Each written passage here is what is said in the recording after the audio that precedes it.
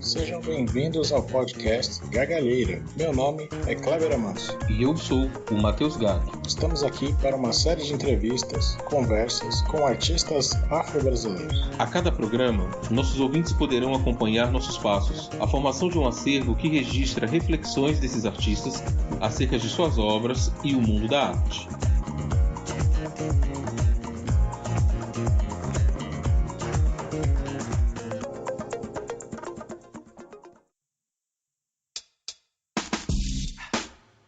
Gargalheira Podcast. Gargalheira Podcast. Para o nosso primeiro encontro, convidamos Moisés Patrício. Moisés Patrício nasceu em 1984. É natural de São Paulo, capital. A arte entra na sua vida quando participa de um projeto social com Juan José Bauzi, um artista argentino radicado no Brasil. É formado pela Escola de Comunicação e Artes da Universidade de São Paulo. Trabalha com fotografia, vídeo, performance, rituais e instalações em obras que tratam de elementos da cultura latina, afro-brasileira e africana. Desde 2006 realiza ações coletivas em espaços culturais em São Paulo. Desde 2012 tem participado de diversas exposições individuais e coletivas. Prazer te receber, Moisés. A primeira pergunta que a gente gostaria de te fazer é que alguns críticos têm destacado como no seu trabalho a mão do artista se faz presente. E isso é evidente numa série como A Seita, mas também aparece em outros trabalhos no qual você ressignifica materiais, como tanto no estudo das monotipias e numa série linda que você tem chamada Amarração. Então eu queria que você discorresse sobre isso, quer dizer, sobre o lugar da mão do artista e de onde vem toda essa pesquisa que você faz. Bom, é uma alegria estar aqui compartilhando, também aprendendo com vocês. Acredito muito que nesse processo vivo das trocas, enfim. No modo geral, a minha pesquisa da série A Seita e toda a minha pesquisa com o gesto está ligado a uma inquietação que eu tenho com relação ao trabalho mesmo, né? A gente vive, enfim, todos os dias a gente já não é novidade, né? Mas na minha perspectiva eu sofro ainda esse impacto da escravidão no meu cotidiano, dessa dificuldade que as pessoas no meu dia a dia têm de lidar com o trabalho e também de lidar com a contribuição tanto manual quanto intelectual do negro, no modo geral, né? Então, eu sinto essa dificuldade nesse processo, né, de absorção, de trocas no meu dia a dia. E a série A Seita é uma tentativa de ampliar esse discurso, né, de ampliar essa discussão pro meu entorno, né? Então é um trabalho que acontece nas redes sociais, né? Então a plataforma o Instagram é a minha tela, né, para falar sobre isso. Eu coloco a minha mão esquerda no centro das questões. Para quem me conhece é a mão do Moisés, para quem não me conhece é uma mão preta. E começo a disparar as perguntas, né, as questões, né? O que é o tato, o que vocês estão aceitando ou não aceitando? E onde que você entende esse gesto preto? Qual o repertório que vocês têm? E aí toda minha pesquisa, o meu processo, tanto das amarrações, né? As amarrações eu vou para um campo mais religioso, né? Eu vou meio que flexionando arte e religiosidade, porque eu sou candomblecista, eu sou filho de Exu. Meu pai é um orixá que está ligado à contravenção, que está ligado à comunicação, está ligado ao encontro e desencontro das coisas, e que uma das partes do corpo dele, além da boca, é a mão, né? E eu vou imbricando tudo, né, as questões, né? Então, eu vou flexionando com a história que a gente tem, com a herança cultural, né, com o meu padrão estético ancestral, né? Porque eu carrego também as minhas formas e a minha estética, que ela é ancestral. Então, o gesto pra gente é ancestral, né? A gente se comunica pelo gesto desde sempre. No candomblé, tudo é baseado no gesto, não só as oferendas, mas todas as manipulações, todas as danças. Mas a gente vive num país que, né, que a gente já conhece, que a maior parte das pessoas turistas na própria cultura, devido a toda a estrutura. E eu vivo, né, a minha prática está muito ligada a essa construção dessa ponte, né? Então, primeiro eu entendo que eu estou numa encruzilhada mesmo. Então, o Brasil é uma encruzilhada cultural que não conhece muito as potências que vêm, né, desses caminhos, né, que atravessam. E eu fico me divertindo, né? A série aceita um pouco essa diversão, porque ela vai meio que desdobrando para vários lugares e se multiplicando. São infinitos assuntos. Esses assuntos estão muito ligados ao meu trânsito mesmo, né? Eu tenho que transitar para encontrar os objetos, para encontrar as questões, para encontrar o conflito, para encontrar, enfim, ou muitas vezes para, né, para também me distanciar, enfim, e por aí vai. É um processo incipiente, mas que basicamente tem também o interesse de acompanhar o envelhecimento da minha própria mão, contrapondo esse projeto político do genocídio. Então, enfim, pensando um pouco, né, na importância desse gesto preto mesmo que eu carrego. É um pouco isso, assim. Eu estou dando uma panorâmica, mas a gente pode ir desfinhando no meio do caminho. Moisés, e como surgiu a ideia para a série Amarração, né? Então, a amarração tem um ditado Yorubá, meu pai de santo sempre fala aqui em casa, que é quando a gente reza, vai fazendo. Que essa é muito básico, assim, todos os processos, eles estão muito ligados, eles não estão colocados em caixinhas, né? Então a reza, a estética, a poética, a espiritualidade, a objetividade, a magia, a intelectualidade, está tudo de mão dadas, né? E recentemente eu tive a oportunidade de pular a cerca, que nem minha mãe fala, né? De viajar para Nova York, né? De superar um pouco essa fazendona chamada Brasil e ter essa experiência naquela cidade, né? Eu fui 2 vezes, né? Foi a primeira vez em 2019, finalzinho de 2018 para 2019, e depois no meio de 2019. E tive aquela experiência louca de entrar nas linhas de trem, de ver as grandes encruzilhadas, de ter infinitas linhas. E aí eu entrei nesse processo. Olha, o repertório que eu tenho é esse. Eu tenho que rezar e tenho que pedir. Então eu quero continuar expandindo a minha existência, a minha experiência de vida, né? Continuar colocando meu corpo em trânsito no mundo. E lembrei das amarrações, né? As amarrações existe uma leitura pejorativa, porque o racismo faz isso com nossos valores, com a nossa crença, com a nossa estética, com a nossa poética, né? Mas é comum nos terrenos de Angola as práticas das amarrações. Então a gente vai, para aproximar das coisas, a gente vai rezando e vai juntando as coisas, e vai deixando lá, e vai trabalhando aquela energia, né? Isso já está muito enraizado na nossa cultura. Isso já foi muito distorcido também. A gente vê várias placas, faço amarrações amorosas, amarração de não sei das quantas. Mas a amarração está muito ligada a uma prática negra, um gesto negro, né? Que é de juntar as coisas, de entender que o desejo tem que estar muito alinhado com o que você está fazendo, né? Que a estética tem que estar muito alinhada com a poética, né? E com a ética, e aí tem que dar tudo muito à mão, né? E a série nasce assim, ela nasce nesse lugar. Eu vou para Nova York, começo a andar, começo a ficar impactado com as linhas, aí encontro os papelões, né?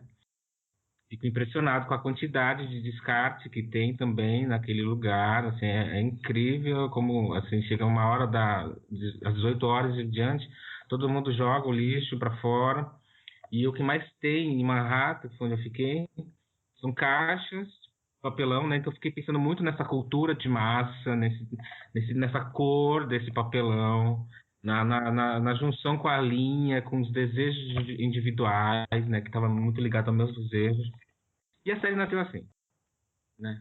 O processo ele é muito também uma dança entre o mágico e o intelectual, assim, porque eu acho que isso é um jeito preto de, pelo menos eu fui ensinado a entender essa minha forma de entender o mundo, né? Existe uma diversidade também na nossa pretitude, né? E no terreiro a gente é sempre educado, olha, as coisas estão de mão dada, o mágico e o intelectual não são antagônicos, né? Eles dançam juntos, eles se fundem, eles se separam, eles voltam. E para mim, no meu processo criativo, estético e poético, também é assim, né? Então, a amarração, a série aceita, né? Que são essa foto performance que eu faço, enfim, para as redes sociais. E todas as minhas ações que também não são materializadas, né? São as peças que eu vou pregando, enfim, as ações que eu vou, também as tensões, né? Tem uma ação chamada A Presença Negra, não sei se vocês vão chegar nesse lugar. Bom, mas enfim, mas parte do meu processo está muito, ele é material, mas também ele é imaterial, porque é isso, somos assim, né?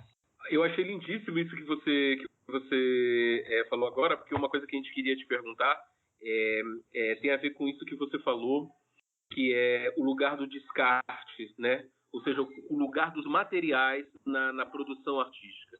A gente percebe no seu trabalho, quer dizer, na verdade são duas perguntas. Uma, a importância da ressignificação de materiais, e de materiais que muitas vezes são descartados, materiais que estão nesse lugar do que é o desperdício.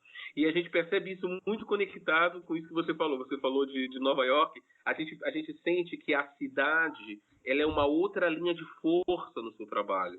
Né? Isso fica evidente nos seus trabalhos sobre as monotipias, nos territórios. Eu queria que você falasse um pouco mais sobre isso, sobre o lugar da cidade na sua construção. Né? Desde que isso tenha a ver com essa recuperação e ressignificação de materiais. E se você puder falar mais um pouquinho também dessa outra série, que é essa das monotipias do território, que fez a sua primeira exposição individual na nossa, pela nossa pesquisa. Né? Então, queria que você falasse um pouquinho disso.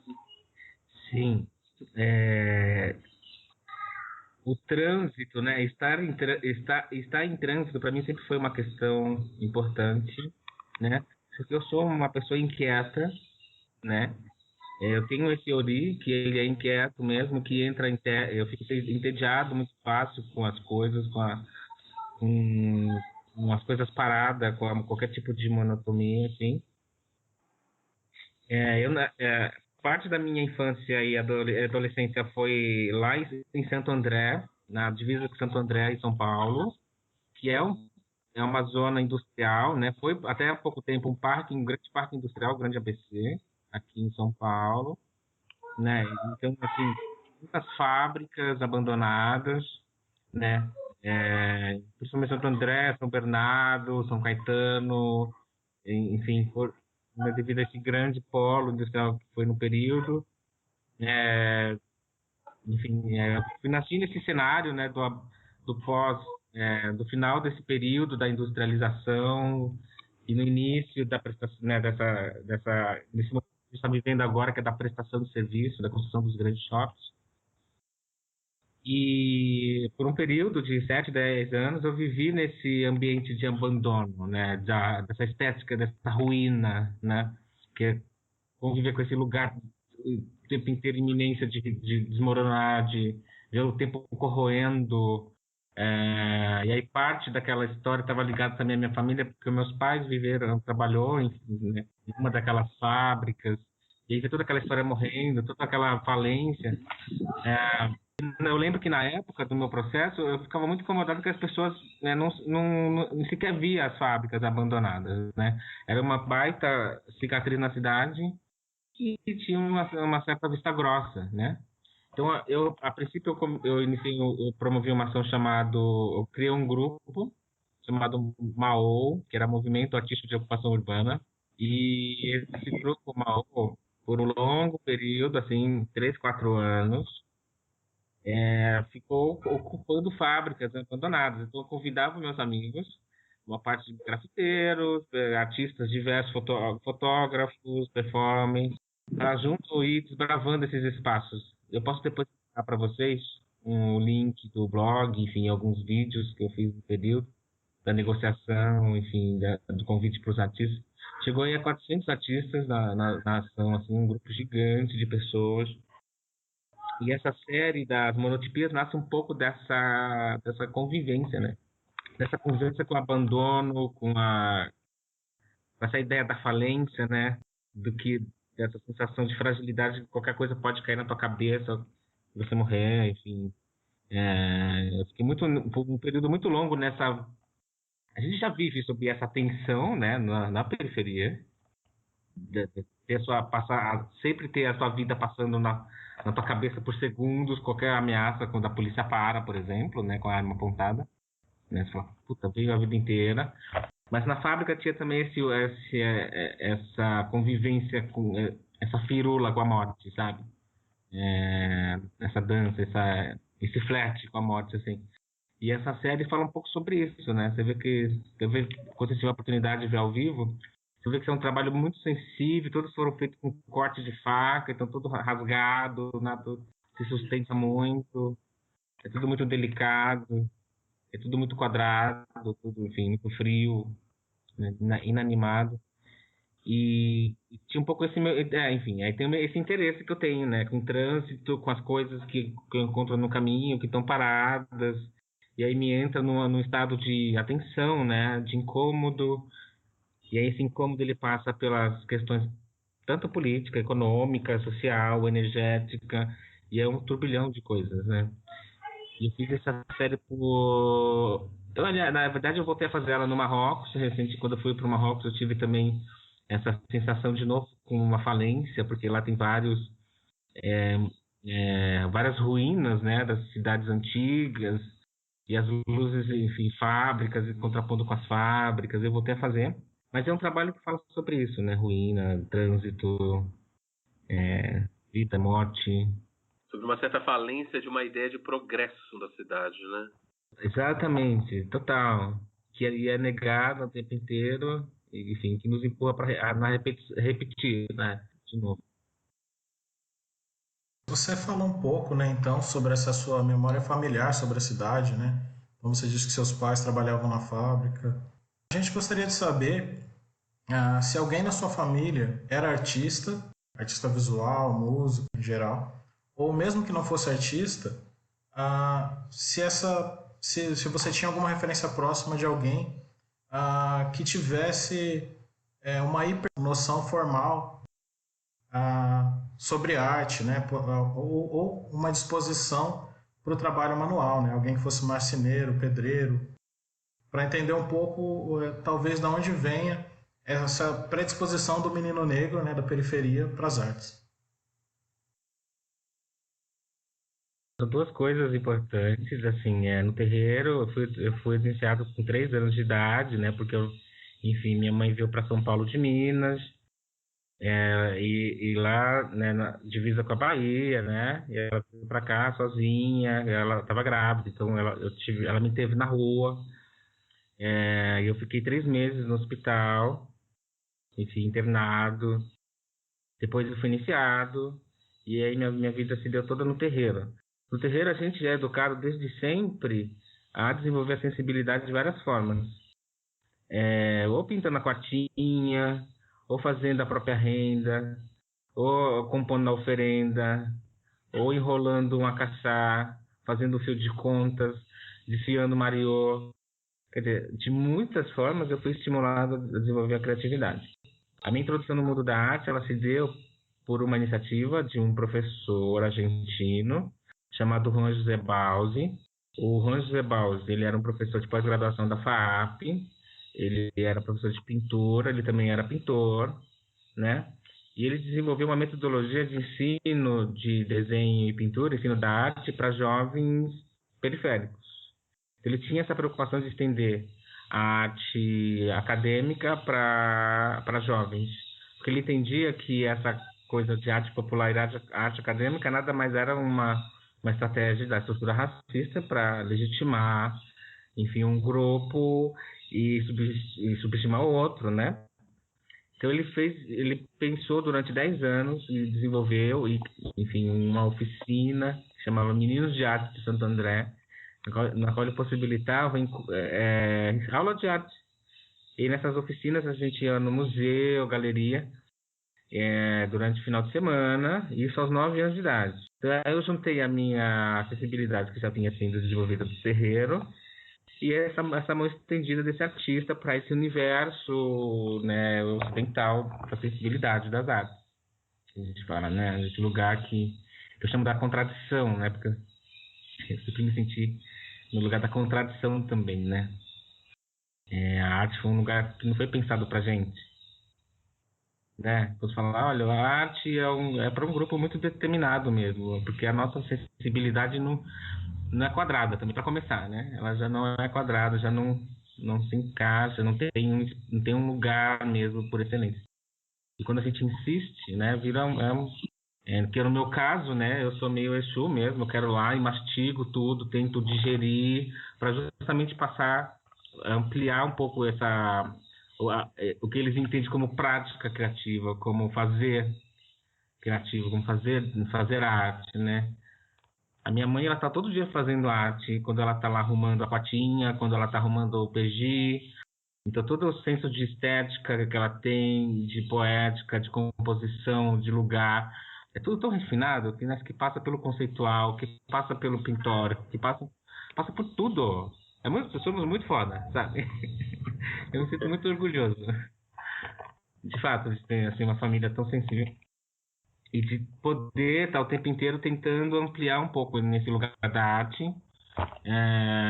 ampliar um pouco esse fazer, né? Esse entender que é a sensibilidade humana. Muito interessante isso que você está falando, porque, em geral, quando a gente concebe não só o artista afro-brasileiro, mas o intelectual negro no Brasil, a gente sempre há um senso comum de que é uma pessoa que tá emergindo nesse campo, que é o campo da arte, ou que pode ser o campo das letras, ou que é da literatura, de uma certa maneira contra o mundo e contra as suas heranças familiares, né? Como se as heranças familiares fossem sempre imaginadas nesse lugar que não permite ao indivíduo emergir pelas condições sociais, pelas dificuldades da vida. Então é muito interessante esse depoimento que você está falando sobre o lugar do terreiro e toda essa sensibilidade magética de construção, de ter que fazer o próprio colar, de ter que colocar as continhas, e como é que isso apura a sensibilidade artística. Você falou muito da sua mãe. Você tem contato, você teve contato, tem contato com seu pai, seus avós, outras pessoas da sua rede familiar? Sim, com todos. A gente é uma comunidade muito, assim, é uma comunidade de fato. A gente conta tudo, né? Inclusive as coisas que não deveriam, assim. A fofoca Sim, meu avô tem 96 anos, mora em Minas. A gente fala o tempo inteiro agora pelo videoconferência. Minha família está o tempo inteiro na internet também, né? Com essa história da pandemia, a gente criou uma rede na internet que se mantém contato todos os dias, elas passam reza todos os dias, tem uma relação assim, repassa os ebós, faz o jogo, pergunta, né? Manda coisa, assim, se mantém um contato muito, muito próximo. Seu avô tem 96 anos? Sim. Nossa, que coisa rica. E ele conta um pouquinho da trajetória dele pra gente, se você quiser, né? Ele é de Oxaguian, ele tinha um terreiro lá em Minas Gerais, na década de 60, em 68. O terreiro dele foi atacado por um grupo de policiais que estavam lá da ditadura, enfim, evangélicos. Foram lá e fecharam o terreiro, levaram o PG dele, o tambor. E aí ele espalhou minha mãe, meu pai, minha família toda para São Paulo e Rio de Janeiro, né? Para as casas de santo que ele conhecia, porque a primeira rede social que a gente tem é os terreiros, né? Mesmo que a gente vai nas casas, visitam, as pessoas se conhecem, um filho sai daqui, vai para o outro estado, abre uma casa e cria uma rede, aí o outro abre outra casa, no final a gente acaba se encontrando assim nessa rede. E meu pai me enviou, meu avô me enviou minha mãe para cá, né, com essa loucura toda. Ela estava grávida e ele conhecia um pai de santo, que é o pai Círio de Oxum, aqui na Zona Leste, que tem 40 anos, o terreiro dele tem 40 anos aqui na Zona Leste de São Paulo. E é um pouco isso, eu fui iniciado lá, enfim, todo o processo se deu lá, minha família toda está conectada com esse terreiro, as que estão aqui em São Paulo. Lá em Rio de Janeiro estão ligados a outro terreiro. Mas a gente mantém em contato. Assim, ele é de Oxaguian, né? Então ele tem 96 anos, mas parece que tem 16. O eterno jovem, assim. Eu tenho uma tia de 26 anos, assim. Ele é hiperativo, continua cuidando do santo dele, lá no quarto dele agora, né? Não é o terreiro, é a casa dele, que ele continua fazendo as coisas. Enfim. E também, como você falou, Moisés, sobre essa relação com o trabalho, a gente queria saber um pouco, quer dizer, o seu avô trabalhou com o quê? Você falou um pouquinho que seus pais tiveram uma relação com esse desenvolvimento das fábricas aí na região do ABC Paulista. Qual era a ocupação assim, do seu avô, do seu pai, da sua mãe? Meu avô, ele é mineiro mesmo. Isso, menina. Ele trabalhou numa mina até pouco tempo. Na verdade, ele ainda tem, sim, até 80 e poucos anos, porque é uma história louca. Ele trabalhava para uma família japonesa em Minas Gerais, que tinha algumas minas, e ele ficou desde jovem, assim, também junto com essa família, né? Era o trabalho que ele ganhava o pão dele, enfim. E aí a família foi embora porque exauriu a terra, porque acabou, não tinha como que tirar mais essa mina, e ele deu pro meu avô essa mina. E meu avô ficou, né? Porque existe uma fixação, uma obsessão que é desenvolvida quando você entra nesse universo de procurar o ouro, procurar, né? Existe um sonho que vende, né? Se você descobrir a pedra X ou a mina assada, vai mudar a vida de todo mundo a quinta geração, né? Meu avô ainda tem esse lugar na cabeça. Ele fala, olha, eu vou ainda encontrar o caminho da pedra certa. Muito tempo fazendo, indo todas as manhãs cavar lá. E tem lá essa mina que é dele, que ele é um buraco infinito, que não vai para lugar nenhum. Mas que ele passou a vida inteira lá, fazendo e caçando coisa. E ele fez isso, ele é mineiro. Além de Babalorixá. E sua mãe? A minha mãe, ela revende produtos de limpeza, do cosmético, então ela sempre foi, como posso dizer, ela trabalhou um período enorme cuidando de criança, depois ela foi vender, ela sempre foi autônoma, né? Foi vender cachorro-quente, pastel, enfim, nas praças. Depois, enfim, agora ela continua, agora menos, mas ela continua vendendo os produtos de limpeza para as amigas, e, enfim. E ela que sempre sustentou a família inteira, porque desde sempre também, ela, até hoje, na verdade, agora assim, nos últimos 5 anos que eu consigo colaborar mais, assim, retribuir um pouquinho que ela fez por mim. E o seu pai, Moisés? O meu pai, ele trabalhou um período enorme em fábricas, né? E nos últimos anos, enfim, ele virou caseiro, assim. Ele deixou na conta da minha mãe. Eu vou cuidar de você. Eu vou trocar lâmpada, eu vou ser o marido de casa, mas na verdade, enfim, ele entregou as pontas para minha mãe, né?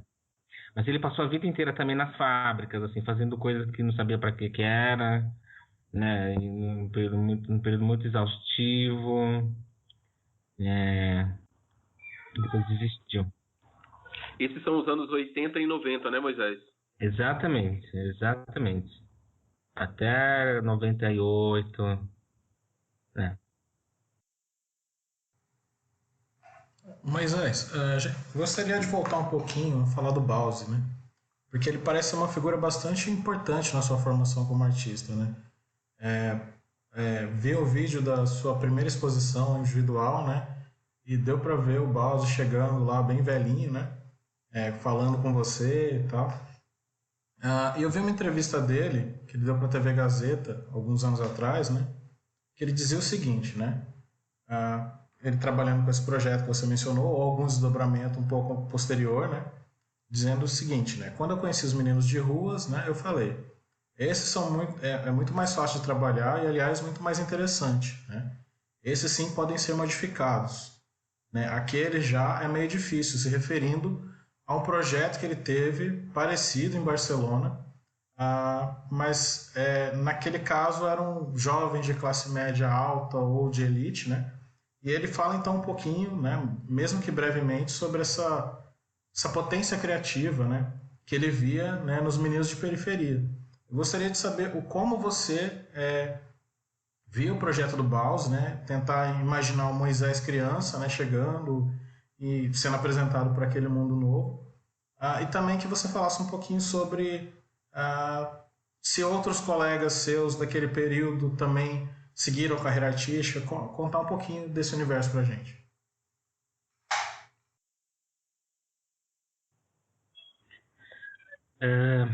Bom, o Baus, a oficina do Baus não tinha nunca teve como meta formar artistas. Ele queria mesmo desenvolver a sensibilidade das pessoas a partir da oficina de desenho e pintura. Então ele sempre falou, olha, não estou aqui criando artistas, né? Eu estou apresentando para vocês formas de que você pode entender o mundo. Tanto pode visitar uma exposição e ter repertório para ler o que vocês estão vendo, ou se comunicar por esse lugar também, se for o caso, né? O projeto durou 10 anos, enfim, passou mais de 1.000 jovens no projeto, foi muito importante no bairro. Ele era muito assíduo e ele tinha uma preocupação primeiro ele tinha uma alegria, porque na periferia, do modo geral, é onde também esse eco da colonização, essa violência da colonização chega por último, né? Então, por lá ainda a gente consegue ter uma certa espontaneidade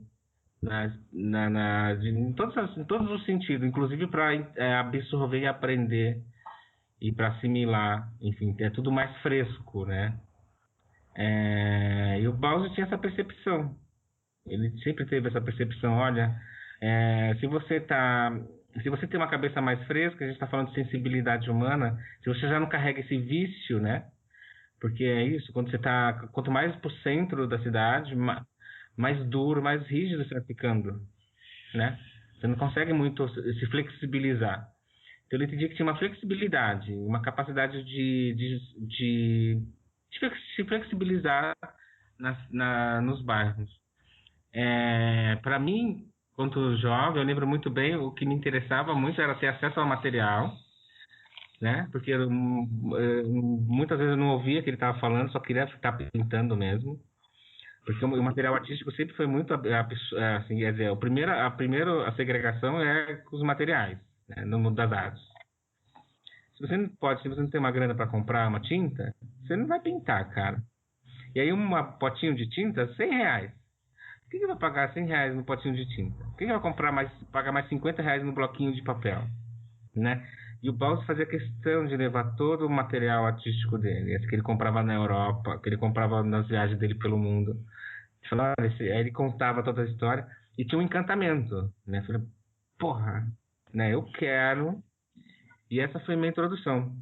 E quando ele propôs também levar para os museus e para as galerias, foi o segundo tesão, foi a coisa que me fez ficar mais perto do Baus. Porque, no modo geral, a gente na periferia é educado a ficar ficar preso no bairro, né? Inclusive, tem várias políticas públicas que estimulam. Por exemplo, eu lembro, chama Escola da Família, tinha um programa chamado Escola da Família, que eles abriam a escola no final de semana, quer dizer, eu não queria estar na escola. Eles abriam a escola no final de semana para possibilitar jogos de xadrez, jogo de bolinha de gude, enfim, ter todo um estímulo para que você não saísse do bairro. E o Baus, né, tinha como estratégia pedagógica justamente levar a gente até os museus. Então a gente saía daqui, da Zona Leste, lá para a Luz. E era um tesão, porque para ele fazer isso, tinha que se desdobrar, né, que era um monte de criança. E aí tinha que arrumar uma estrutura, pessoas, adultos, aí tinha que ter um lanche. E aí tinha que ter as pessoas responsáveis, os pais, aí a assinatura, não sei o quê. Era uma burocracia gigante, mas no final ia até a estação da Luz. Era o grande tesouro, porque eu ia rompendo um monte de fronteiras, né, imaginárias, e que depois, né, foram se consolidando com a minha fase adulta, né? Você vai entendendo melhor essas fronteiras, o museu, a galeria é interditado, existe um apartheid mesmo, né, no Brasil. Lugares onde a gente pode ir ou não ir, ou existir ou não existir. mas que o Bowles aos poucos foi meio que borrando essas fronteiras e, né, levava cada galeria que ele levava a gente, via um monte de, assim, um monte de crianças pretas. E aí chegava lá nas instituições, as pessoas assim, ai, vai quebrar alguma coisa, né? Segurança cercando, né? Chegava no museu, via um monte de segurança se fazendo o cordãozinho, né? Mas mesmo assim era tudo muito divertido. Aí o Bowles era do tipo que dava os pitis, né? Ele brigava mesmo, falava, olha, o que é isso? Não toca nele! Ele é assim mesmo! Quer dizer, né? Preto, eu me sinto expansivo, assim, eu sou expansivo, eu gosto dessa ideia de explodir as coisas, né? De chegar né, e aprender na prática, né, da experiência. E o Bowser sempre nunca silenciou esse lugar, pelo menos em mim, assim, né? Porque também tem uma diversidade na nossa pretitude. Mas assim, eu me sinto solar, né? Sou expansivo mesmo. E gostaria de saber se você entende que ele tenha te influenciado ou você tenha se sensibilizado esteticamente pela obra dele ou mais nesse sentido que você falou até aqui. Sim, eu fui muito, assim, eu sofri, na verdade, inclusive eu tive uma crise de identidade, assim, né? Uma crise poética que eu chamo. Porque teve um momento da minha produção, da minha pesquisa, que as pessoas não me reconheciam muito nesse meu fazer, né? E também tem aquela coisa que eu entendo que é do racismo mesmo, né? As pessoas perguntavam, o que tem de preto no seu processo? E eu falava, eu não tenho nada de preto, minha pintura é expressionista, minha referência é alemã, né? Porque o Bauzi, querendo ou não, ele era argentino, mas ele tinha todo um histórico com a Europa e a formação dele acadêmica era super rígida, tinha 80, né? Morreu com 86 anos, era um senhor. Então toda a bagagem também, assim, tudo o que ele me passou de conhecimento ligado à arte era profundamente ligado enfim, aos padrões estéticos ocidentais, inclusive em especial da Europa, né? Assim, de algumas e foi muito, né, e foi muito violento nesse sentido porque era o que ele tinha de conteúdo. Chegou um momento e a série aceita ela entra quase um pouco nesse período, né? Porque chegou um momento que eu me questionei o que tinha, né, mesmo? O que eu tô falando? O que tem? Quais são as questões que realmente são importantes para mim? Que eu tô deixando de abordar, né? Porque eu tô generalizando os assuntos, diluindo. Por que não abordar a partir de uma perspectiva racializada nesse contraponto? E eu começo a olhar para o meu corpo, né? E aí começo a entender que eu tenho um orixá, que eu não preciso, que eu não preciso esconder o meu orixá para falar sobre arte. Que eu tenho um corpo preto, que eu não preciso também, né?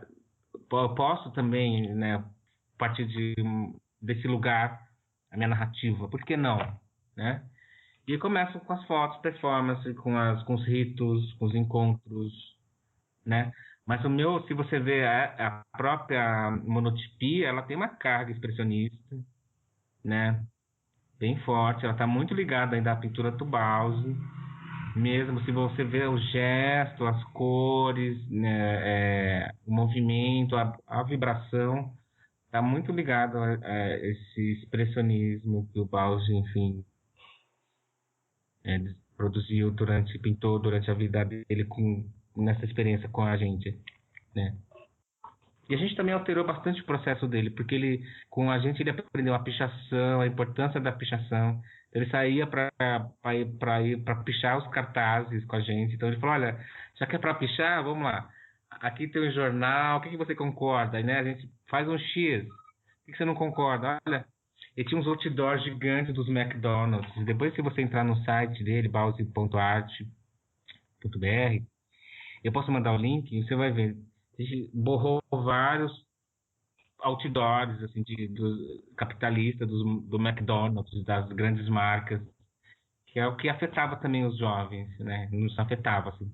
Tinha uma fetiche por Big Mac, fetiche por tênis, sabe?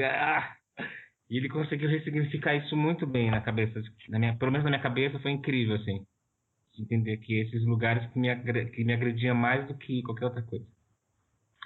Então a gente foi lá e fez a pichação nos outdoor. Aí ele ensinava a gente, né, a padrão cromático, como misturar uma cor, como ler as cores, o que é a cor primária, a cor secundária, né? E a gente ia meio que fazendo as trocas, assim. Foi super rico, contraditório, sadio, essa experiência. A próxima pergunta Moisés, a gente fez essa questão sobre o Baus. A próxima pergunta é sobre a USP, porque a gente sabe que você foi estudante na ECA, e a gente queria entender, quer dizer, qual foi a relação com aquele espaço, né? Tanto do ponto de vista da tua formação, tanto do ponto de vista da tua autocompreensão como artista, e também do que a USP também significa numa cidade como São Paulo. Então, qual foi a sua relação ali com o espaço da Universidade de São Paulo, com o MAC, ou seja, se aquilo foi um espaço, né, de ampliação de horizontes, foi um espaço de tensão também. Como foi tua construção e tua formação ali na Universidade de São Paulo? Bom, a minha relação com a USP foi e é conflituosa. Muito, cara. Impressionante.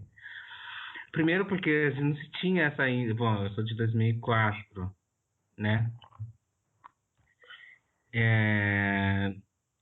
E assim, foi um período muito difícil, mas assim, eu gosto de uma boa briga também. Eu tive apoio de bons professores, além do Bausi, né?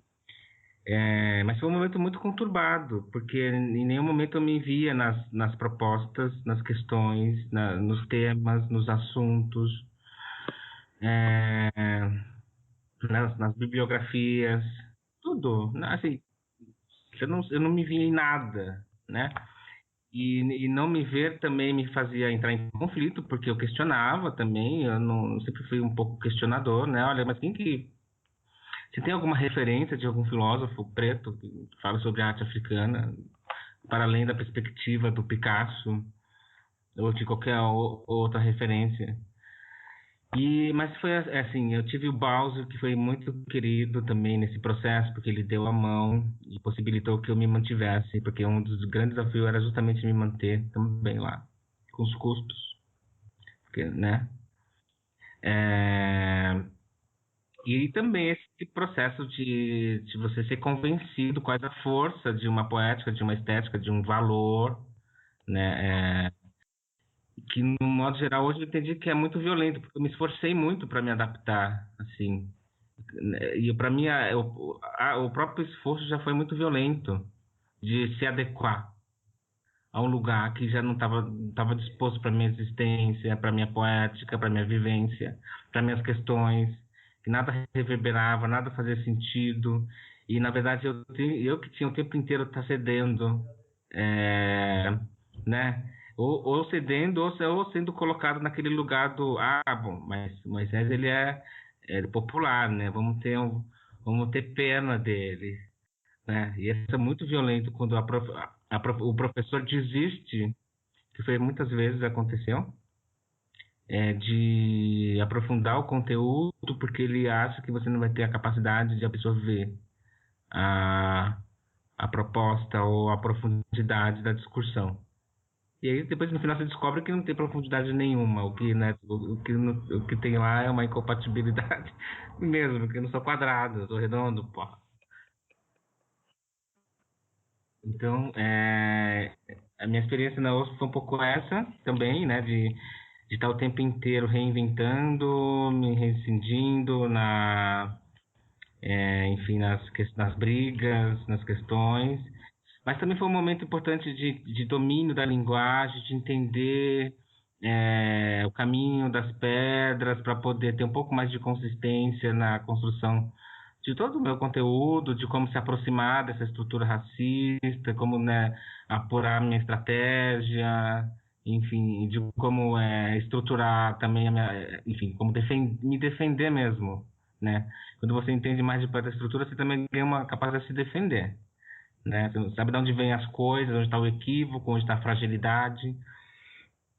E para mim foi um pouco essa experiência, assim, que foi boa também. Eu sou muito grato e acho que é um espaço muito importante para que a gente consiga transmutar, inclusive, as limitações que ele vai nos impondo, né, no coletivo, né? Essa estrutura acadêmica.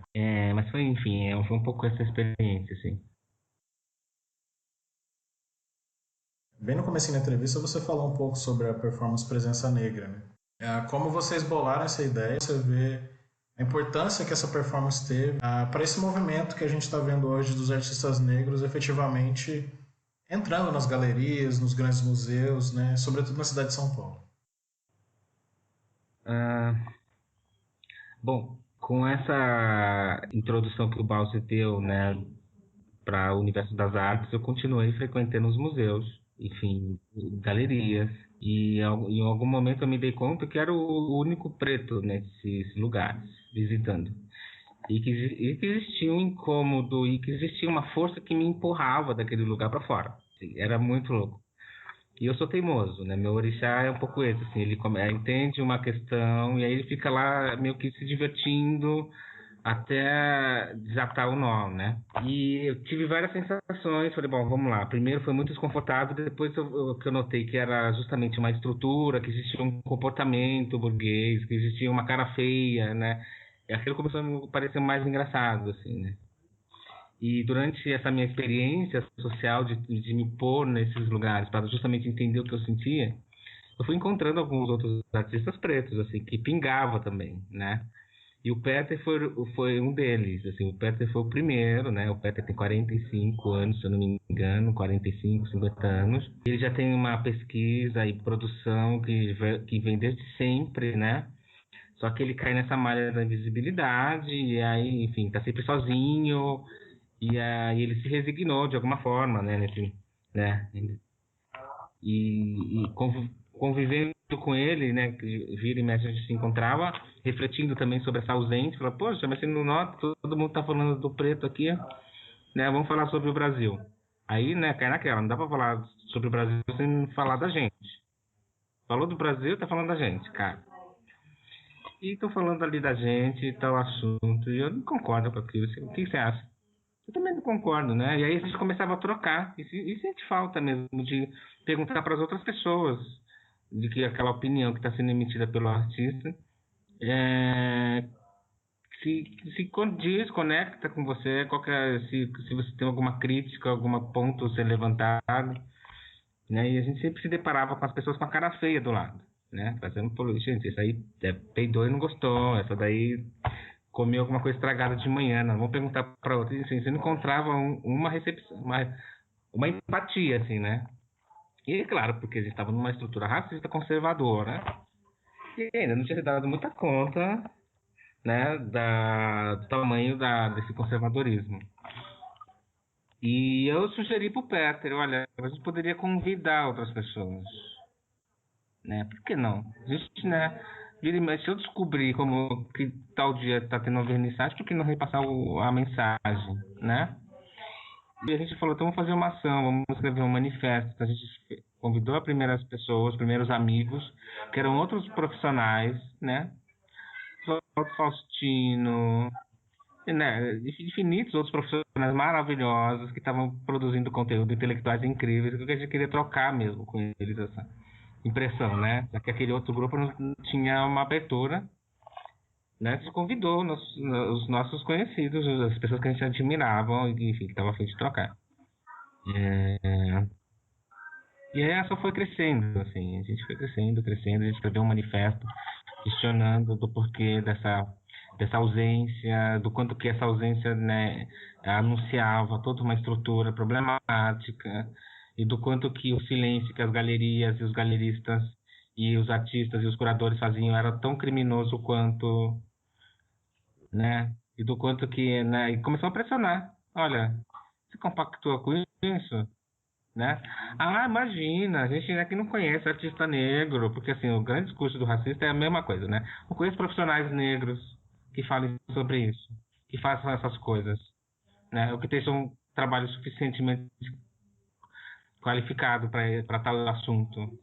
Olha, me desculpa, você está mentindo, assim, que eu não consigo, eu já perdi até os dedos aqui, só nessa conversa com você, né? E é sempre esse discurso com as galerias, porque eu perguntava também, né? Eu sempre perguntei, olha, quem que é o artista preto? O que eles falam sobre isso?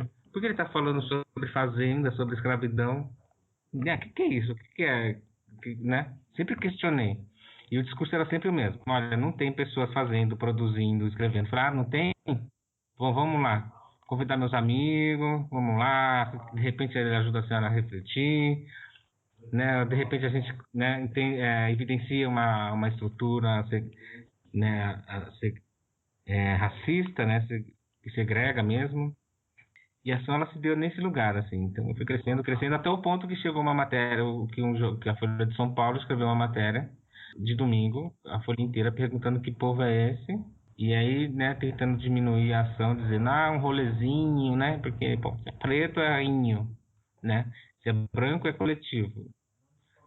E aí foi para esse lugar.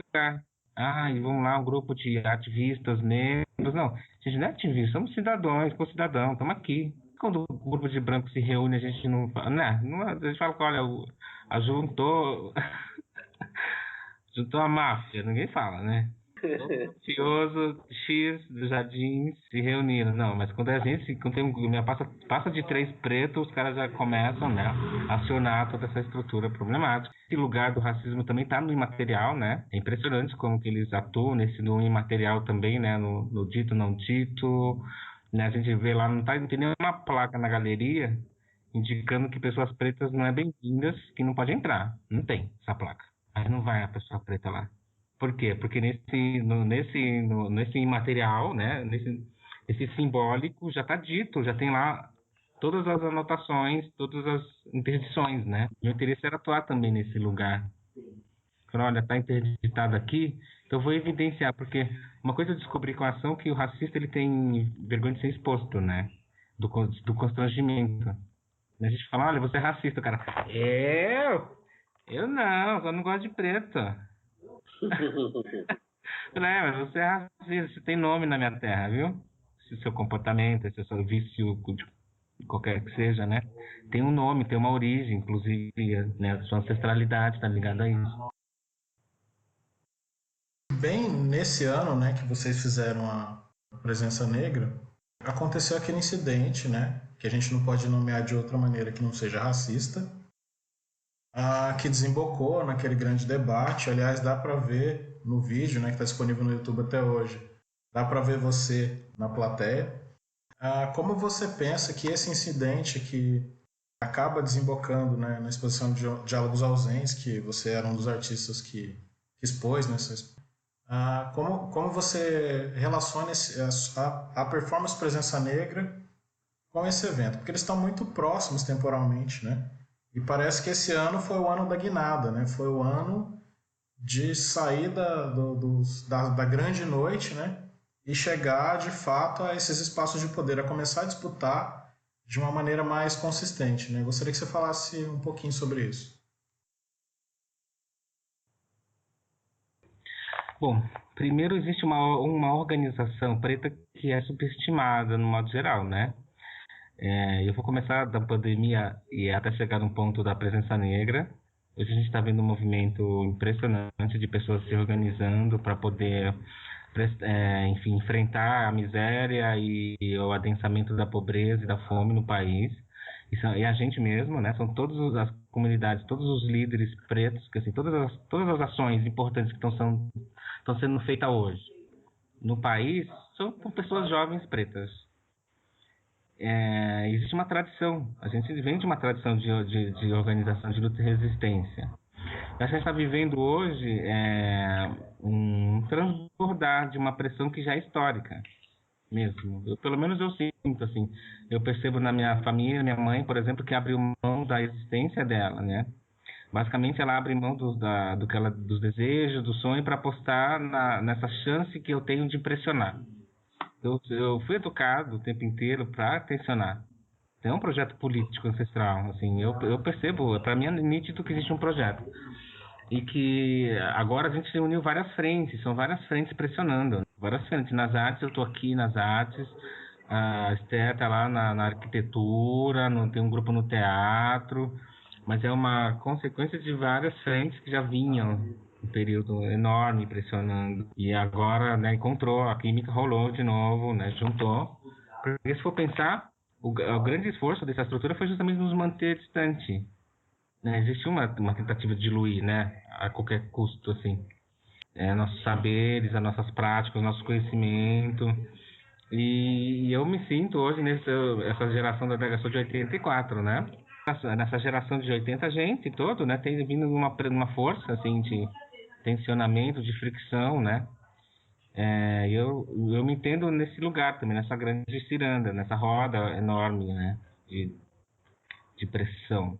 A presença negra é um pouco isso também, porque a gente encontra nas artes as mesmas problemáticas, né? As pessoas todo o tempo inteiro nos silenciando, né?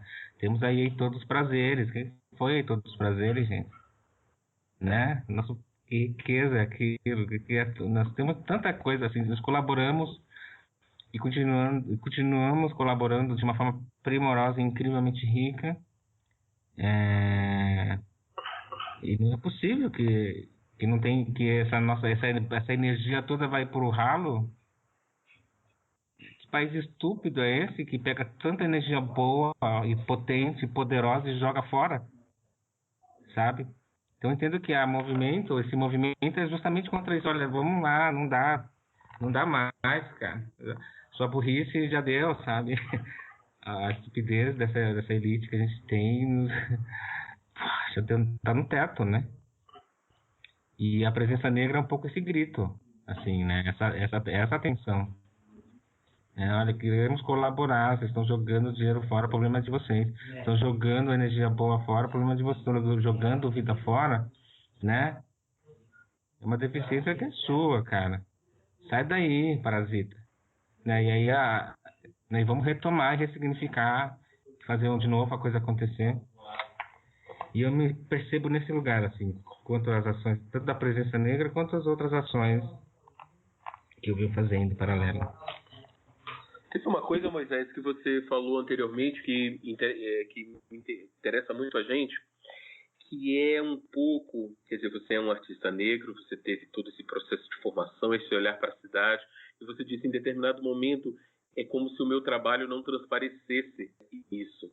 Ou seja, que às vezes a gente tem uma história, um lugar social, um lugar cultural, mas o processo de fazer isso reverberar numa forma, ele é um processo outro, ele é um processo mais tenso, ele exige um determinado esforço, um determinado trabalho. Não é um espelhamento rápido, né, entre você ser um artista negro e aquilo que está trabalhado, expresso simbolicamente ou da maneira que for numa obra. Eu queria que você falasse um pouco mais sobre essa tensão e essa construção.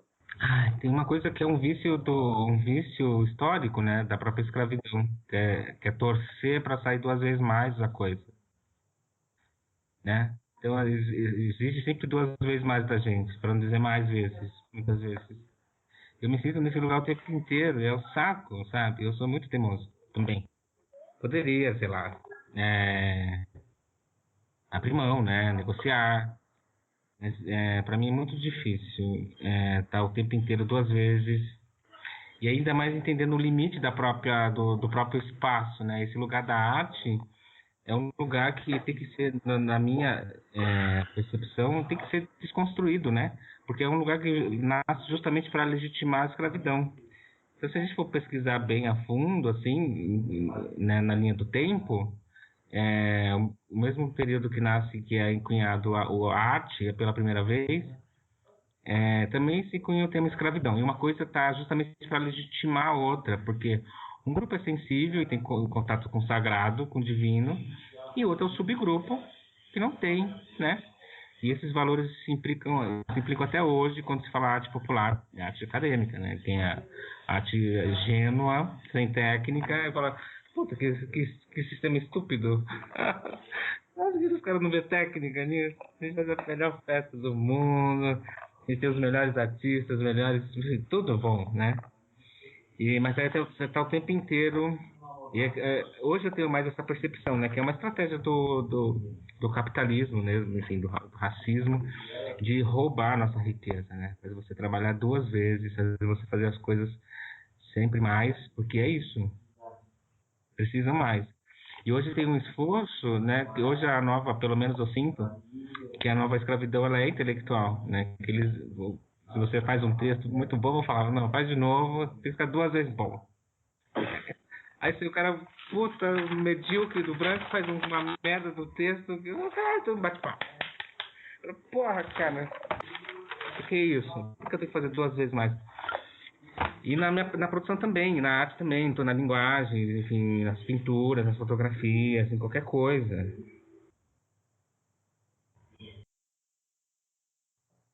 Mas agora, enfim, vamos falar sobre a série Aceita, né? Acho que é uma série bastante potente, né? O seu trabalho que tem maior repercussão nas redes sociais, né? Talvez pelo fato... Não, talvez não, né? Provavelmente pelo fato dela acontecer, né? No primeiro momento, quase como um instantâneo, né? Suas crônicas diárias, que você vai lá e fotografa a sua mão, né? Imersa nesse mundo, né? Eu gostaria de perguntar, né? Sobre o seu processo de composição, né? De como você escolhe os materiais, né? Como você ressignifica esses materiais, né? O que vira arte, o que você olha e acha que não tem um potencial eventualmente para virar arte, né? Contar um pouquinho dessa... Como que é a sua curadoria dos materiais, né? Durante as suas andanças.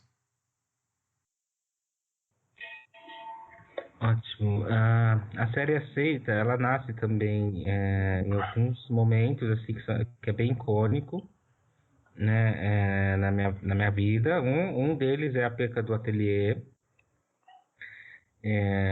Enfim, eu sou pintor, eu me vejo como pintor, né? Assim, essa linguagem que eu adotei para brigar, defender e disputar a narrativa. Mas é uma prática que é burguesa, né? Porque ela exige uma estrutura, exige que você tenha uma condição social para poder comprar o material, e para poder viajar, e para comprar livro, para poder fazer blá, blá, blá, blá, blá, blá, blá, e vai tudo contra o que eu aprendi no terreiro, né? No terreiro eu aprendi que eu só levo na cabeça o que é interessante para mim. Se é interessante, eu vou ficar aqui dentro. O que é fora é o excesso, né? Essa é uma filosofia de vida. Mas, de qualquer forma, eu sou um pintor e vim com essa prática enfim, da pintura, que exigia o espaço para guardar a pintura, para pintar, para armazenar. E aí, com a perca do ateliê, eu fico com as questões na cabeça, né? E aí tento explodir ela nas fotografias. Então, assim, a série Aceita também é uma prática de pintura, mas num conceito mais estourado, assim, é onde eu consigo estourar. Então eu coloco a mão preta no centro, e aí o fundo está muito ligado com o centro, e as discussões estão todas meio que conectadas, com a vibração, com o assunto, com a composição. Então todo o meu gesto ele é pintórico, e aí de acordo com eu vou me locomovendo na rua e me encontrando com os objetos, vai disparando em mim esse senso estético. Não. Não sei se estou me fazendo entender, mas é um pouco isso. De acordo eu vou sentindo, né? Porque é isso também, né? O sentir pra gente, candomblessista, é importante. É o mais sagrado, né? Quando você dá uma atenção pro sentir, né? Porra, tô sentindo uma coisa, não vou ignorar, né? E esse olhar, né? Essa atenção por sentir também eu levo pro meu cotidiano, assim. Então quando eu vejo uma imagem, uma palavra X, sei lá, mucambo. Tem um produto X chamado mucambo. Isso já me aciona uma atenção. Faz me sentir mal, faz me sentir incomodado, e eu vou atrás do assunto, né? Aí eu ando ali e encontro um cartucho. Isso me faz me sentir de uma determinada forma, né? E aí eu vou compondo, né? Esse sentimento, né? De uma forma imagética.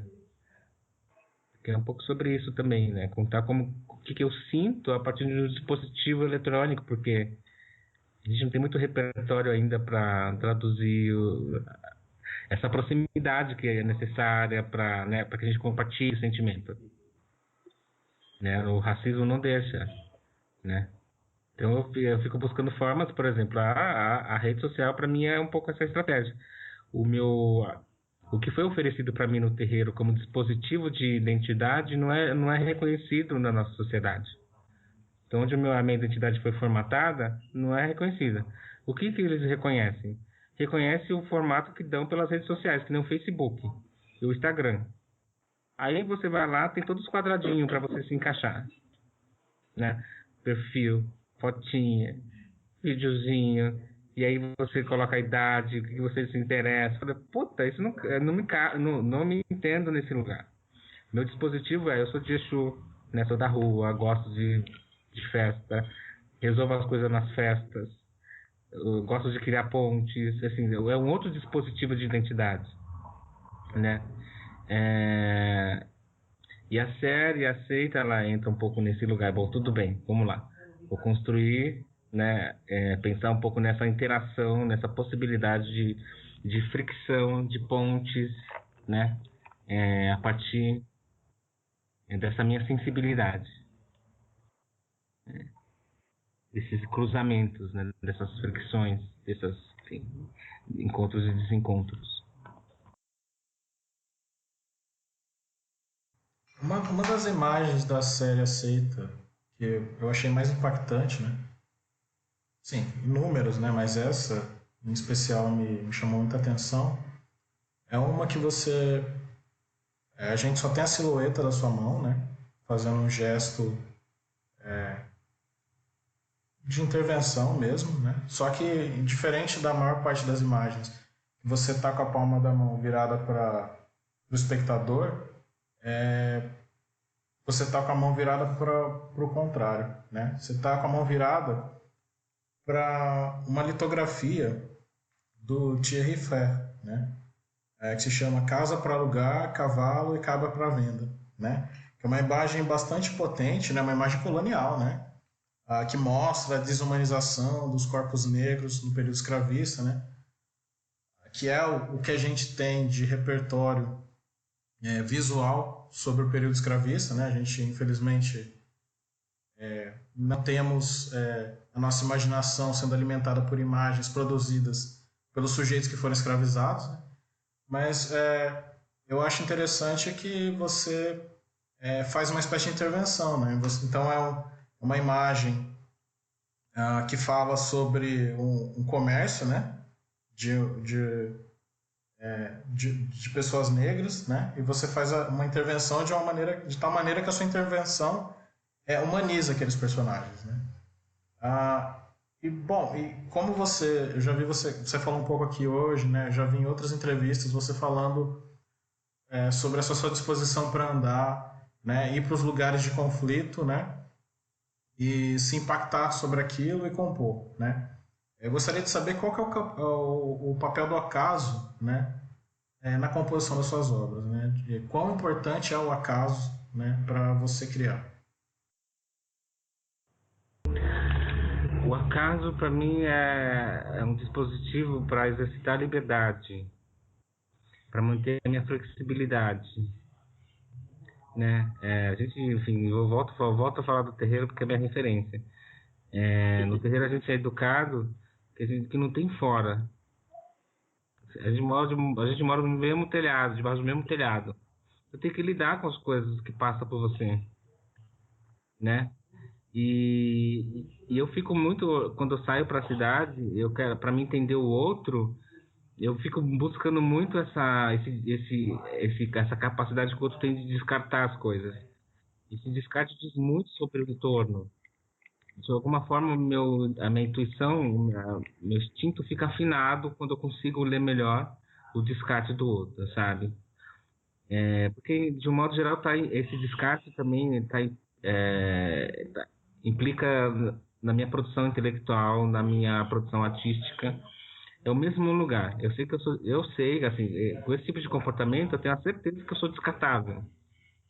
Mesmo. As pessoas olham pra gente, assim, como com essa possibilidade de falar, vem o outro, né? O que você pensa, o que você produz de riqueza, tudo é ótimo, a gente quer, mas é descartável. Para mim é um exercício diário não lembrar, assim, não esquecer esse lugar social do racismo, né? E também de me proteger, né? Então, assim, o acaso, ele entra como esse exercício de liberdade para justamente entender de descarte, né, do outro, né? E para buscar novas estratégias para se manter vivo, para se defender, para ter vida longa, enfim. Aí vai para todo lugar. Tem uma outra coisa também, Moisés, que chama bastante a nossa atenção, que é uma pergunta até que foi o Kleber um pouco que formulou, que uma das inquietações que está no seu trabalho, que é um pouco onde acontece a obra de arte. Porque, quer dizer, é um processo que a gente fica se espantando, né? Primeiro porque, no caso dessa série especificamente, é um processo que é infinito, né? Ou seja, você colocou o desafio de ver também um pouco essa mão envelhecer, mas na maioria das imagens que a gente tem essa mão estendida, e essa mão está estendida para fora. Ou seja, que tem algo que se completa, que precisa se completar e que está na pergunta aceita, que não está acontecendo ali na imagem da mão, na fotografia, mas que parece que puxa mesmo. Ou seja, como esse outro é efetivamente convocado para dentro dessa mão. E essa também é uma coisa que nos provoca muito e que a gente muito queria te perguntar, quer dizer, como é que você compõe com essa exigência de algo que está fora, ou seja, que a coisa não está dada ali dentro da imagem, mas que tem um fora que participa também. Primeiro eu identifiquei que não existe um diálogo. Então minha mão estendida, ela é sempre um convite para um diálogo. Ela está aberta, convidando para uma conversa.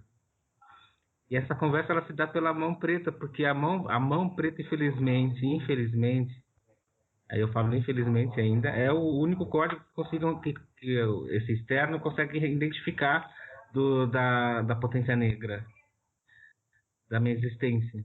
É a minha mão, sabe? Não é o corpo inteiro, não é a minha dança, não é o meu transe, não é a minha existência. O que as pessoas reconhecem ainda é a minha mão, cara. Porque é a mão que foi explorada por 500 anos. Então, a única relação que eles tiveram foram com a mão preta. Então, aí, o primeiro contato vamos lá, vamos melhorar esse tato, né? Vou fazer um bom contato. Aí eu estendo a mão, porque eu acredito que a generosidade também é um ato político. Estético, político, poético, né? E eu vou estendo, olha, vamos conversar, né? E aí, o trabalho é uma pergunta, aceita, né? Porque é isso, eu quero estar o tempo inteiro passeando na cabeça das pessoas, né? Questionando mesmo a inflexibilidade dela, ou que elas acabam aceitando ou não aceitando, né? E o que isso diz sobre ela mesmo, sabe?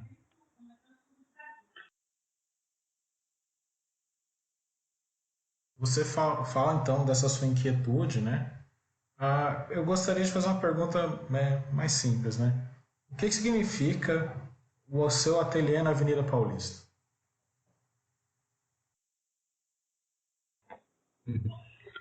Significa um ato de resistência, de teimosia, porque no modo geral eu reconheço que a gente vive numa apartheid social e que não é declarado no Brasil, que é enfeitado, né?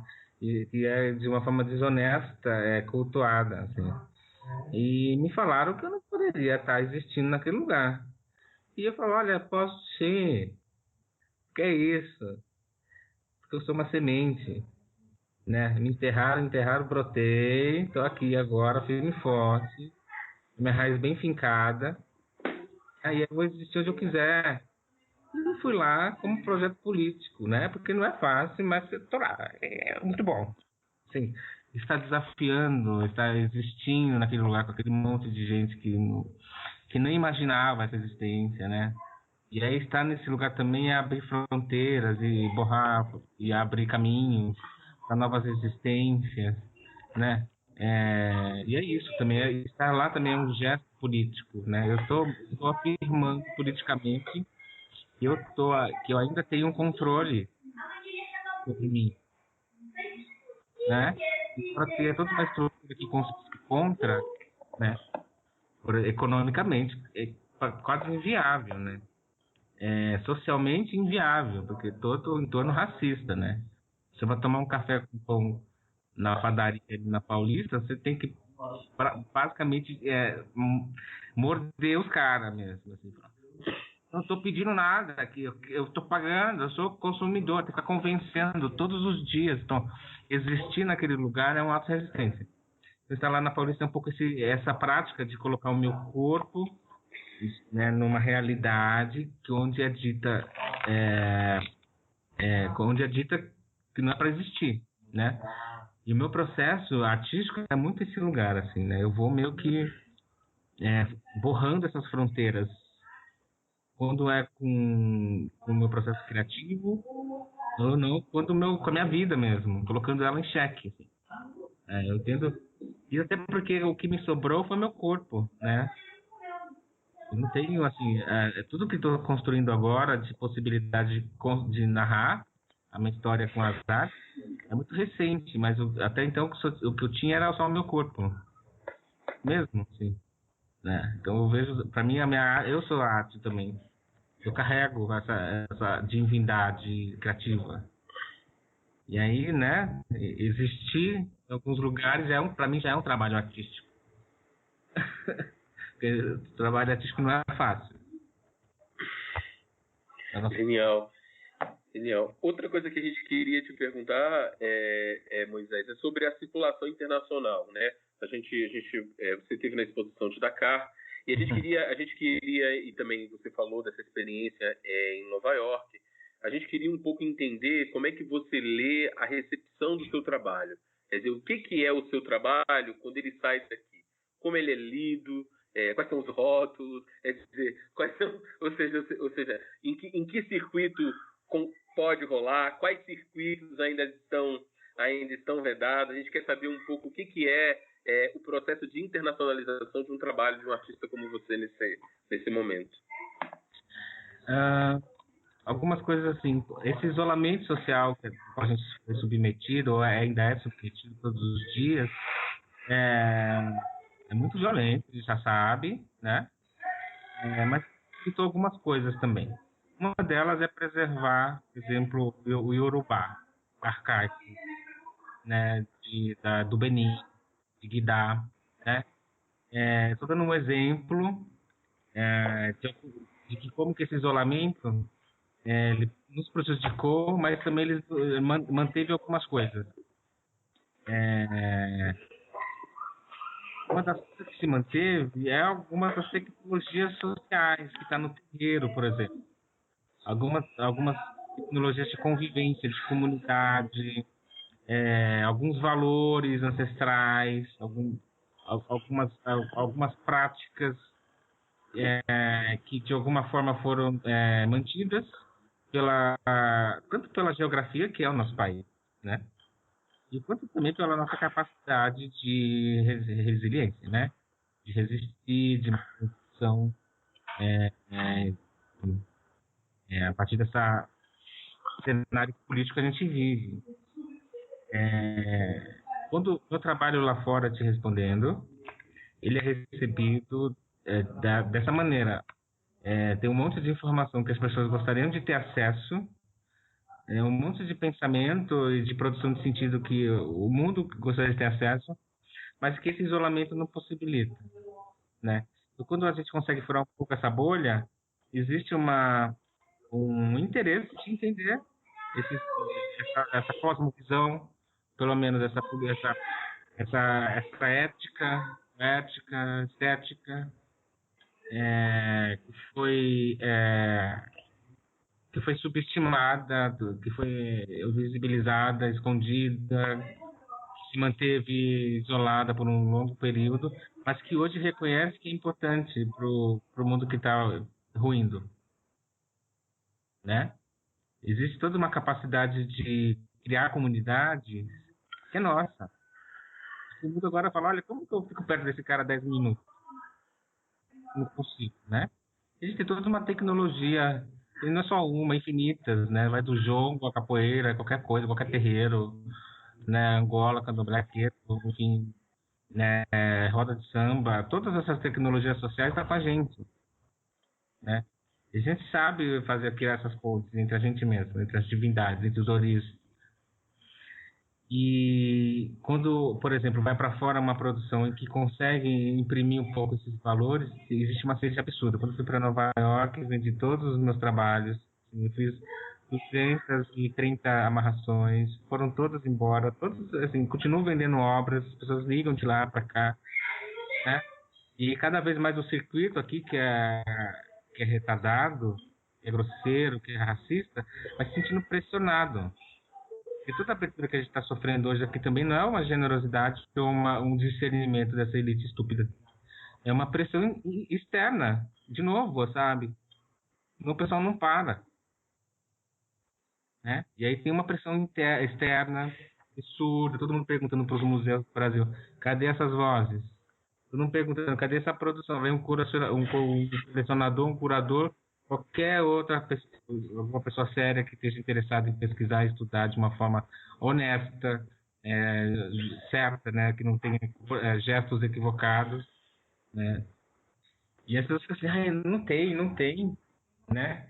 A gente já não existe muito na internet, né? A boa parte da nossa produção ainda, existir na internet ainda é um desafio para a gente, para a comunidade preta, porque a gente ainda é uma elite, mas assim, o que existe de arte e cultura ainda não está rolando na internet, como deveria, essa existência não se dá. As pessoas pesquisam lá, arte preta não acha nada, né? E aí quando vem para cá pelo filtro da elite, a elite reproduz a mesma coisa, não tem. Mas, pô, não tem 60% do país é preto, não tem. Quer dizer, tá subestimando quem, né? Estúpidos. Né? Tá subestimando quem? A gente não é estúpido, né? Vocês são estúpidos, mas a gente sabe que tá rolando um conchavo aí para esconder essa produção toda. Quando a gente consegue furar essa bolha, aí tem, né? Enfim, eu fui super bem recepcionado no Marrocos, fui super bem recepcionado em Nova York, fui super bem recepcionado em Dakar, no Benin, na Nigéria. Agora está rolando vários convites para fora mesmo para rolar. Vai sair uma matéria super bacana em Benin, em Berlim, essa semana, sobre a Féria Seita. Está rolando, né? E a elite aqui fica toda ressentida, né? Porque elas acham assim, não foi eu que descobri. Porque eles têm essa... Eles apostam nesse lugar da descoberta, são sem vergonhas, assim, são desonestos intelectuais, são desonestos em todos os sentidos. Agora porque tem uma onda de descobrir o artista preto também, né? Eu neguei, agora eu vou descobrir. Descobrir o quê? Você que escondeu o tempo inteiro? Vamos assumir o crime, né? Vamos ser mais honestos. E esse é o meu lugar hoje, assim, já consigo negociar um pouco mais com essa elite, sabe? E já não vende mais para mim já não compro mais esse lugar que precisa de mim para chegar em tal lugar, de um atravessador, para acessar os outros olhos, outros pensamentos, né? Outros intelectuais, outros artistas. Estou muito feliz com essa repercussão, graças ao meu pai Exu, entendo também que está muito ligado ao Orixá, que abre os caminhos e aí vai empurrando, né? Existe uma pressão internacional, existe mais pessoas produzindo, jovens, artistas incríveis, sempre tem produzindo, né? A gente sempre produziu. O desafio agora é sempre abrir, assim, a minha preocupação, né, nessa expansão que eu vou tendo no meu processo é que vá a comunidade inteira, sempre junto. Né? Porque todo mundo tem que colaborar. É responsabilidade coletiva também, né? Esse nosso processo de expansão, né?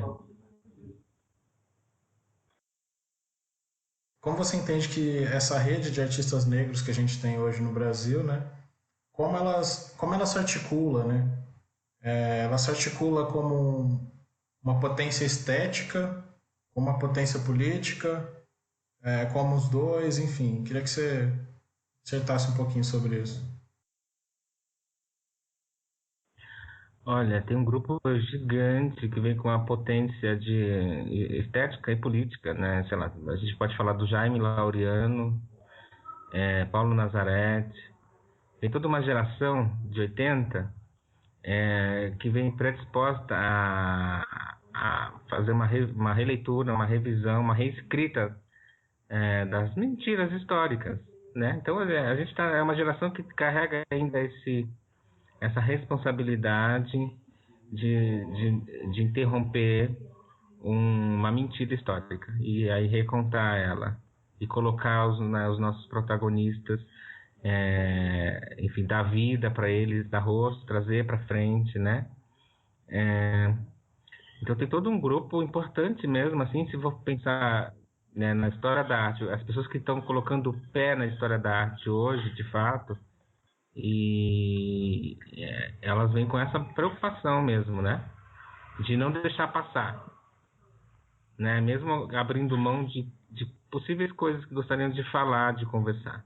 Eu gostaria de estar falando de ciência, de medicina, sabe? Eu queria ser médico, cara. Eu tenho tesão por cuidar das pessoas, por descobrir como manter a vida. Mas aí eu essa estrutura me empurrou para um lugar, né? Que é das artes, que também não é um lugar que eu nasci para ser artista. Isso é um fetiche, né? Branco, né?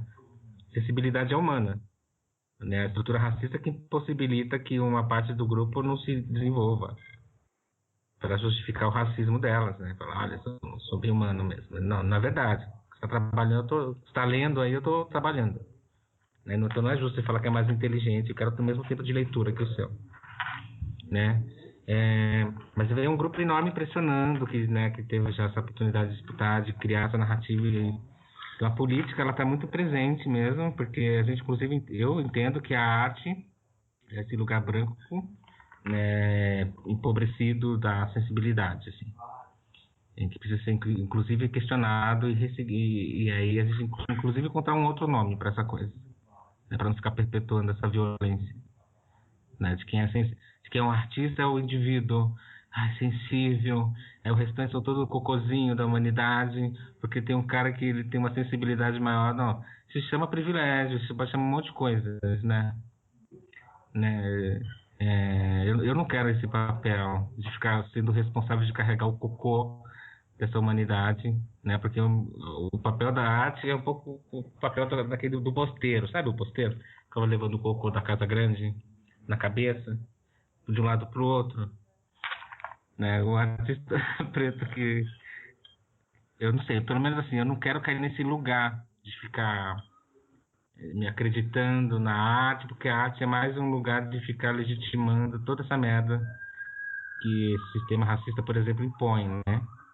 Você é um artista, você está segregando automaticamente um monte de gente, se destacando, falando, não, eu sou comunitário, sou coletivo, né? Então tem que achar um outro nome para isso. E tem tido esse desafio. Mas a gente está num momento que agora tem que disputar a narrativa para depois reconstruir e pensar ela no outro formato, né? Então eu me sinto nesse lugar de estar repensando a arte, ressignificando ela, vivendo nesse lugar, para justamente em algum outro momento ter a oportunidade de romper, né? De ser a ruptura também. E, né? Porque desse outro lugar que eu carrego, que a gente carrega pelo menos, já tem um repertório riquíssimo de fazeres, de práticas, da sensibilidade. O próprio transe, né, é um lado muito sofisticado, né, do sentir. Mas falar que a arte é sentir, né, vou lá dialogar com o cara, vejo um trabalho, me emociono, e faz pensar. Isso já acontece no terreiro, quando eu estou cantando por orixá, quando eu estou ouvindo o meu mais velho falar uma história, quando tem um irmão que tem um ori abençoado e pode compartilhar um conhecimento. Isso me emociona, eu choro, isso é arte, né? Um encontro, cozinhar para as pessoas, né? Pintar, desenhar, mas né, não só limitar a pintura ao desenho, porque o branco acha que aquilo é arte. Eu também pinto e bordo meu corpo, pinto e bordo minhas roupas, minha quartinha, né? Eu não preciso levar essa autoria, essa forma de surrupiar ou de reproduzir uma violência. Mas assim, tem um grupo interessante, que nem o Paulo, que nem falei do Paulo Nazaré, do Jaime Laureano, do Dalton Paula, Rosana Paulino, Juliana dos Santos, Ana Beatriz Almeida, Antônio Obá. Nossa, tem um grupo tão incrível de artistas no mundo do Brasil todo, pensando e desconstruindo e reinarrando tudo, sabe? Reconstruindo essas narrativas e trazendo novos repertórios, novas práticas, novos fazeres também. Mas eu entendo que é um momento de ruptura, porque ninguém quer se convencer e nem se adequar a esse lugar, né? Eu não me sinto nesse lugar, agora eu vou ganhar um lugarzinho no caminho das artes, eu sou um artista, eu vou brigar para manter nesse lugar aqui. Não, é romper, eu estou nesse lugar do rompimento, eu cheguei aqui porque é isso mesmo, né? Eu sou uma energia teimosa, mas chego para abrir, né? Não para me adequar ou ficar brigando por esse lugar, né? Falar, ai, artista. Né? Eu sou da família Oxumein, é isso. Nossa, e muito a ver com o que você estava falando, quando eu e o Kleber a gente estava discutindo sobre as séries, né, sobre tanto a seita quanto a amarração, uma coisa que a gente notou era que como que a ideia de ancestralidade, né, como que a ideia de ancestralidade ela aparecia longe desse lugar que é o lugar da primitividade, que é o lugar do tradicional nesse sentido de um arcaísmo, né? Ou seja, uma das coisas que chamou muita atenção, né, nessa mão que é multiplicadora, nessa mão que é um tridente que você explicou, era como que a ancestralidade costurava ali uma forma, né, e ao mesmo tempo conseguia deslocar um dos seus estigmas centrais, que é esse estigma de ser o velho no sentido de um certo atraso, no sentido de uma certa primitividade, né? Pois é, para você ver como essa cosmovisão é subentendida, né?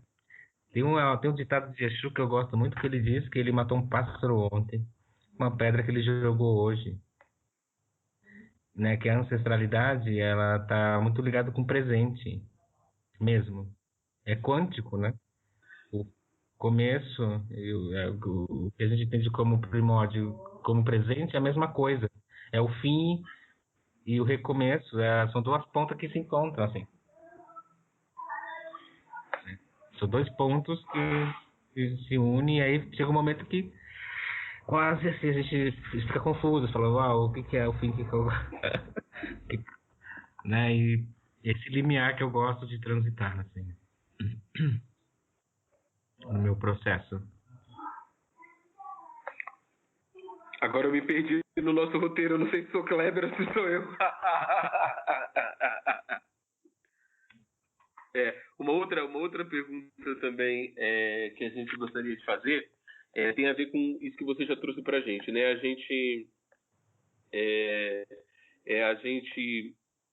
Primeiro, a gente elaborou uma crítica falando de outras narrativas, né? Que a gente precisa de outras narrativas. E não necessariamente quando a gente tem outras narrativas, a gente tem outros regimes de visualidade, né? Ou seja, eu queria um pouco te perguntar por isso. Às vezes a gente tem até uma história contada de um ponto de vista alternativo, ao ponto de vista que é o ponto de vista do poder, ao ponto de vista que é o ponto de vista dominante, mas faltam imagens que iluminem, falta um regime de visualidade ou outro que ilumine também essa história. A gente queria ouvir muito o teu comentário sobre isso. Ou seja, como é que a crítica à necessidade de uma outra narrativa, ela também pode ser uma crítica em nome também de um outro regime de visualidade. Bom, a gente vive nessa estrutura doente, né, que impossibilita tantas coisas, tanta potência, né? Eu vou trazer um exemplo que é o Mestre Didi. O Mestre Didi, ele, né, enfim, todos já sabem, mas ele era um artista sacerdote, né? Isso, por si só, ser um artista sacerdote, é dos paradigmas, né? Já traz tanto repertório, né? Já traz tantos modos de, né, de fazer, de entender, de compreender. E hoje, infelizmente, ainda em 2020, porque, nossa, o Mestre Didi, né? Se falar do Didi, mais 100 anos, né? De existência, de produção, tanto de intelectual quanto artística, estética, poética. A gente tem aí, para os próximos 100 anos, uma reflexão que, né, que ainda é subentendida, né? Tudo que ele traz de propostas, de pontes e de expansão ainda não foi absorvido. E a gente continua nesse engessamento, nesse emplasto, que impossibilita novas formas de pensar, refletir, que impossibilita aflorar a nossa estética, a nossa forma, as nossas cores ancestrais, os nossos modos de fazer, a nossa poética, isso que carregamos, né? A história da arte moderna, se a gente for olhar de perto, ela sobreviveu a partir desses valores, né? Quando o Picasso vai lá na África, rouba nossas máscaras, e aí fala, olha, descobri uma forma nova. Ele está falando dessa forma ancestral, né? Que eu também carrego, sem ter necessariamente ir lá roubar a máscara para poder entender. Eu carrego dentro de mim, mas que ainda não tem espaço para florescer, para existir, né? Porque as pessoas não têm repertório, porque o conservadorismo católico possibilita esse existir, né? Mas de muitas formas a gente já carrega essa forma, né? Essa estética, eu volto a falar, e essa ética, que ela é muito peculiar nossa. E aos pouquinhos a gente vai abrindo espaço para essa existência, né? Mais expandida.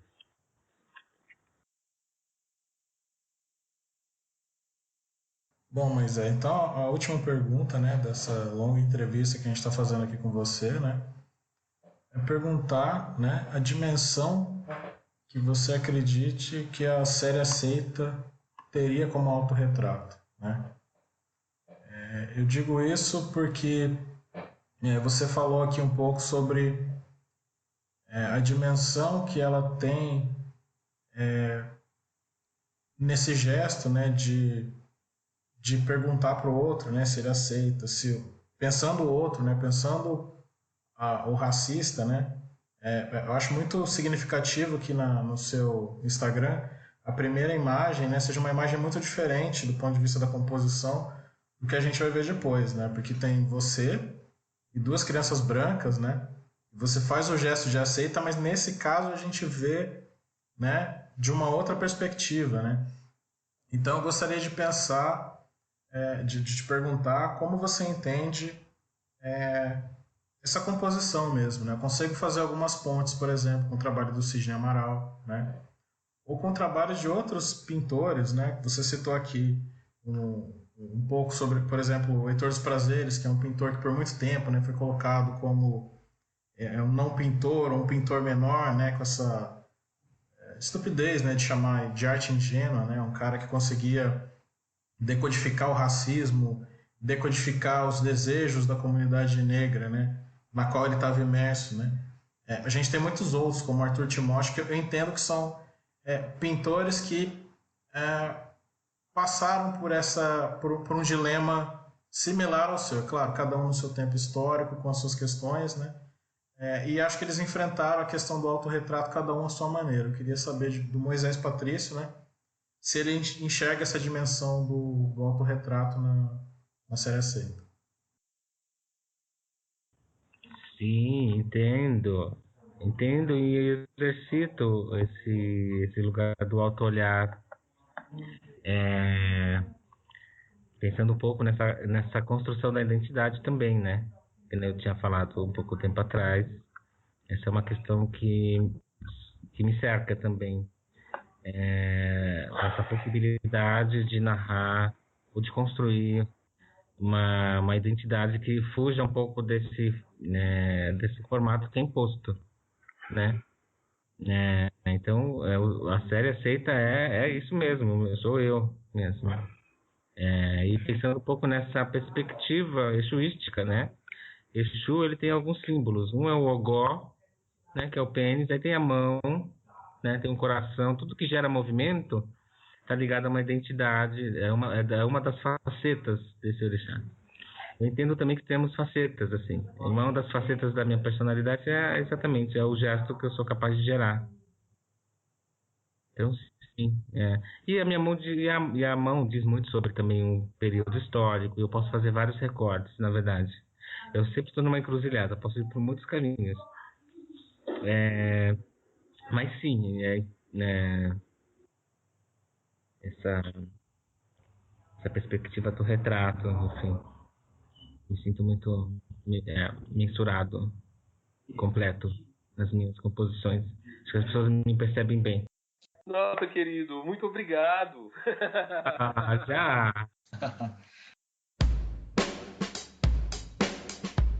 Gargalheira é uma realização do Secult UFRB.